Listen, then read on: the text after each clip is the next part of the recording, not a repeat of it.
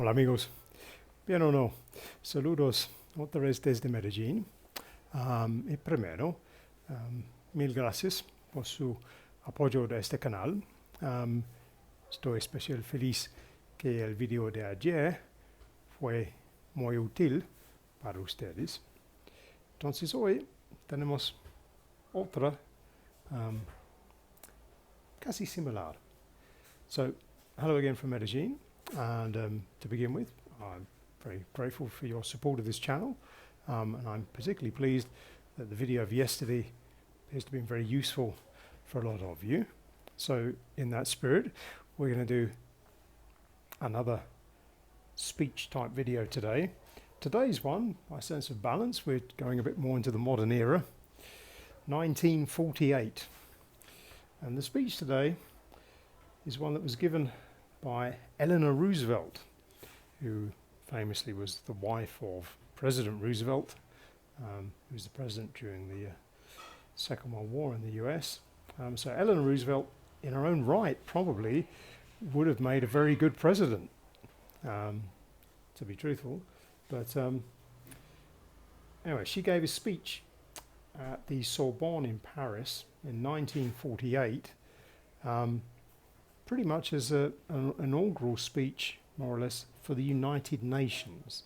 So at that point, the United Nations, as we know it now, had only just about been founded, just after the Second World War, and they were just getting sort of going in terms of how to organising things.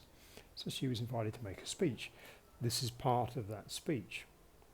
So, but like we did yesterday, I'll read you the whole thing through, and this is another way to show you that you can pick what is really, we see here, it's only like 2 paragraphs, but in this we have pretty much all of the commonly used sounds we're going to need in English to get our voice used to pronouncing more fluently.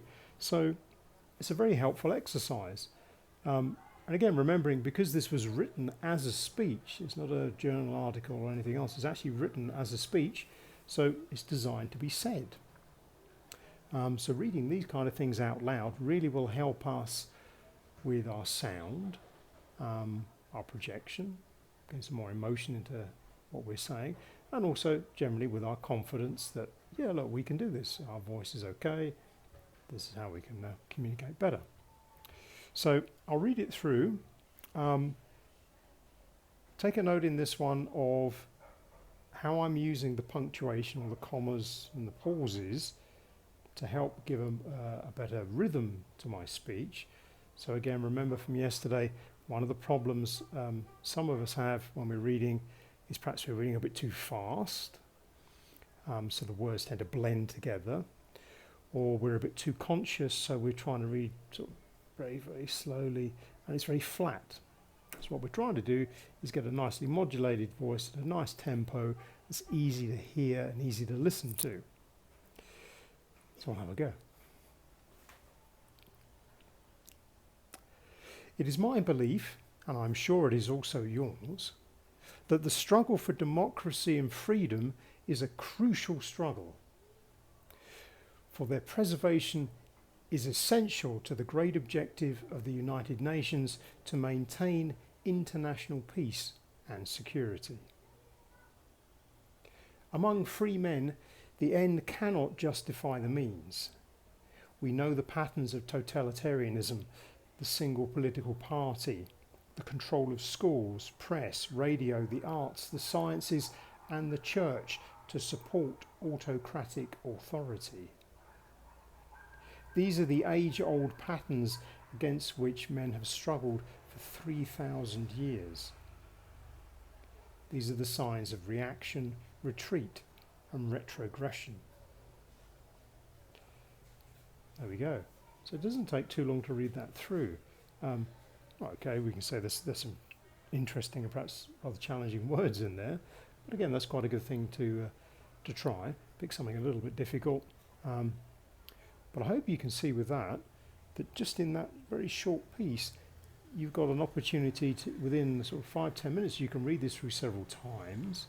You get to have a critical listen to how you sound, and often you would need a couple of goes perhaps to get to a point where you think, oh, okay, I've got it now. This for me is the way this should sound. And the more of these you do, the better you are generally in your normal conversations, because just in this one here, we've practiced a lot of different words all together and lots of particular sounds, which can give us some problems in English. They're quite important, like terminal sounds of the words, and how we get the syllables from these very longer words. Totalitarianism is a good one there. So bear that in mind. Yeah? When we're reading aloud, it's good to think we're going to read slightly slower perhaps than you might think you would need to speak, because we're trying to do this with clarity. And one thing often I find useful to think about with this is when you're doing the reading aloud, imagine you're trying to speak to someone who's not that close to you, but is more like 3 to 5 meters away. It's like at the back of the room, if you like. So not to shout, but to project your voice as you're reading. And again, this will help you maintain a good volume, helps you with your breathing, but also it's a way to show you need to speak a little bit slower, because it's very hard to project your voice and also speak quickly. So that's our tip for that one, really. I'll do the first paragraph again. So I'm going to show you the difference between like a bad way to do it, and then we'll show you again, hopefully you can see more clearly what I mean about modulation of the speech. Yeah? So this is how not to do it. It is my belief, and I'm sure it is also yours, that the struggle for democracy and freedom is a crucial struggle, for their preservation is essential to the great objective of the United Nations to maintain international peace and security. No, please don't do it like that. It's too flat, and you're not making any use of the punctuation with that.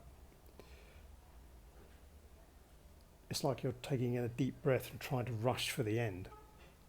So better, as you look at it first, note we've got some clues here with the punctuation. We have got a couple of longer sentences, but there are some key words in this like the and, for, to, which are natural breaks in how we would speak. So have another look how I do this paragraph. Yeah? It is my belief, and I'm sure it is also yours, that the struggle for democracy and freedom is a crucial struggle, for their preservation is essential to the great objective of the United Nations to maintain international peace and security. There we go. So that's why you get the modulation back in, nice and clearly, easy to project. And as we get a bit more practice using these type of texts, we get a better sense of how we sound, and then we can take this on into other conversations we have. I mean, normally, if we're just having a more relaxed, informal conversation with people, we will probably mirror more closely the speed of the other people who are talking to us, so we might end up speaking a bit quicker. But if we do lots of practice in this form, you should find your normal speaking voice will improve. You will sound the words more clearly generally, and that's a good thing, because as learners of a new language, the really stressful thing is having to repeat what you said. Yeah? Or say something you think is what you wanted to say, and the other person was, I don't understand, could you repeat it? We don't want that. We want you to be able to say the words nice and clearly. Other person then understands first time what you wanted to say, and your conversation will go more smoothly. So there we go. I'll leave you with that one for today. I hope again this one's very useful for you. Déjame saber, por favor, en los comentarios. And until tomorrow, from Medellin, cheerio for now.